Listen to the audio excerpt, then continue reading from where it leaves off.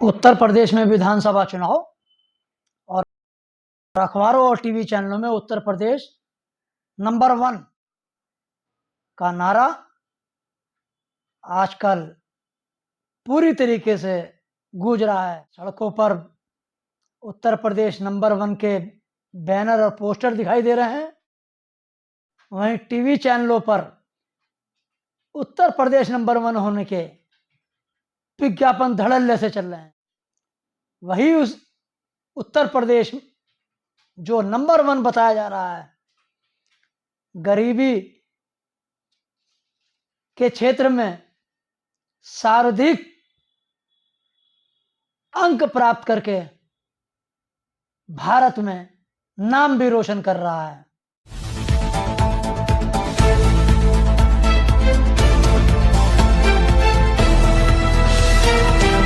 नमस्कार, आज बात होगी डबल इंजन वाले राज्य उत्तर प्रदेश की। इस राज्य में एक ऐसा मौसम गुलाबी दिखाया जा रहा है जनता को, जिसमें बिल्कुल उत्तर प्रदेश नंबर 1 है, राम राज्य है। हर व्यक्ति पूरी तरीके से संतुष्ट है।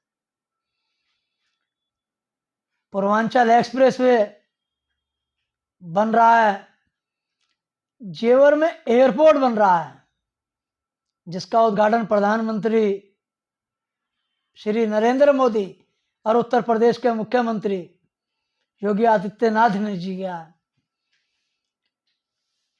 उद्घाटन तो जेवर के एयरपोर्ट का हुआ, लेकिन विज्ञापन में जो फोटो छापा वो चीन के एयरपोर्ट का छाप दिया। यह कोई पहला वाकया नहीं है कि विज्ञापन में नंबर 1 दिखाने के लिए चीन का इस्तेमाल किया गया। उससे पहले अमेरिका की फैक्ट्री छाप दी गई थी। पश्चिम बंगाल का पुल छाप दिया गया था। उत्तर प्रदेश में अपना काम दिखाने को है या नहीं, ये तो अलग बात है, लेकिन विज्ञापन में चीन का एयरपोर्ट, अमेरिका की फैक्ट्री, पश्चिम बंगाल का पुल जरूर सुर्खियां बटोरता है। सलाहकार भी सरकार के बहुत हैं, और वो सलाहकार कैसी सलाह देते हैं, कैसा विज्ञापन पारित करते हैं, जारी करते हैं, और फिर जनता में अगले दिन उसका मजाक बनता है। अब बात आती है कि उत्तर प्रदेश एक तरफ तो अखबारों में, टीवी में नंबर 1 है, वहीं नीति आयोग क्या कहता है, जो उसने अपनी एक रिपोर्ट जारी की है। नीति आयोग की पहली बहुआयामी गरीबी सूचकांक रिपोर्ट का खुलासा हुआ है। इस रिपोर्ट में बिहार, झारखंड और उत्तर प्रदेश देश के सबसे सर्वाधिक गरीब राज्य हैं। बात करें बिहार की, तो बिहार में तो पिछले 15 साल से डबल इंजन की सरकार है, सुशासन बाबू की सरकार है। वहां पर 51.91% लोग गरीबी से जूझ रहे हैं। झारखंड में 42.16% लोग जूझ रहे हैं। वहीं उत्तर प्रदेश में 37.79% लोग गरीबी से जूझ रहे हैं। अब चौथा राज्य की बात कर लें, वो मध्य प्रदेश है, जहां पर 36.65% है, और 5वां राज्य मेघालय है 32.67 के साथ।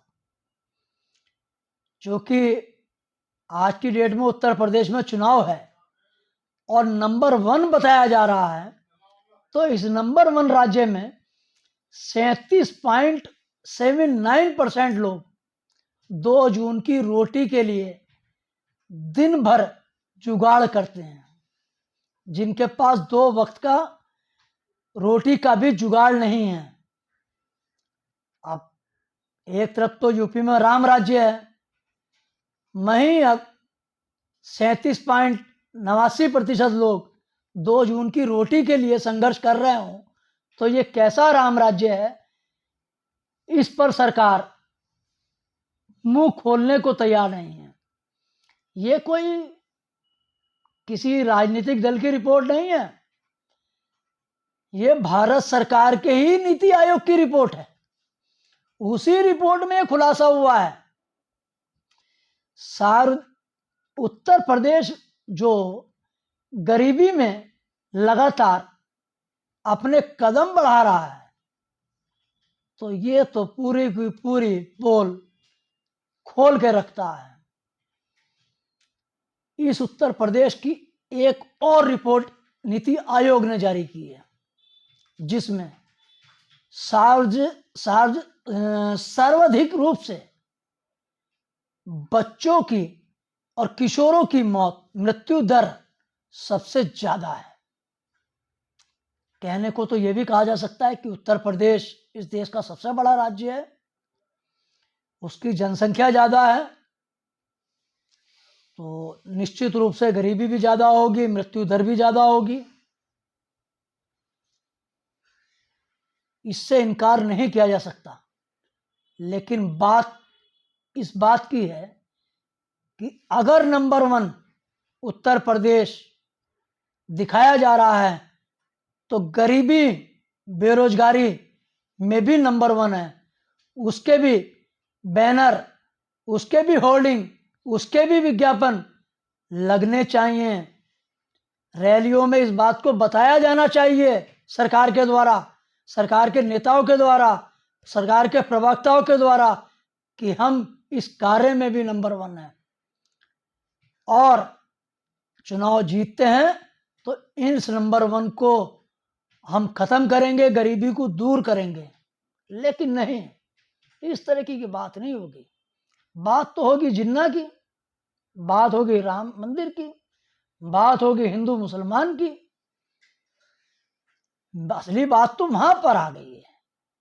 अरे भाई, गरीबी बेरोजगारी की बात करो तो विकास की बात करो, तो उसके लिए तो कुछ बताने को है नहीं।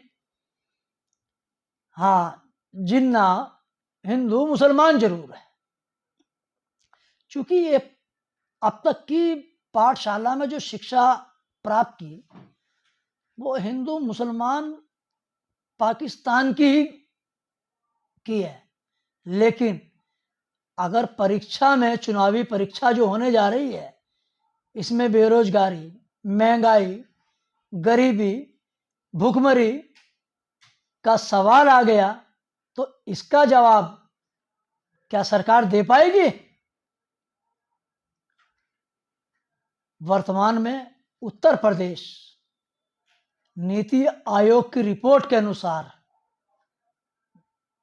गरीबी में नंबर 1 है। पहला स्थान बिहार का है, दूसरा स्थान झारखंड का है और तीसरा स्थान उत्तर प्रदेश का है, जो एक सबसे बड़ा अभिशाप है। इस अभिशाप को मिटाने के लिए प्रदेश की सरकार और केंद्र की सरकार को काम करना चाहिए और इस अभिशाप से गरीबों को मुक्ति दिलानी चाहिए और यही वादा चुनाव में करना चाहिए। बहुत बहुत धन्यवाद।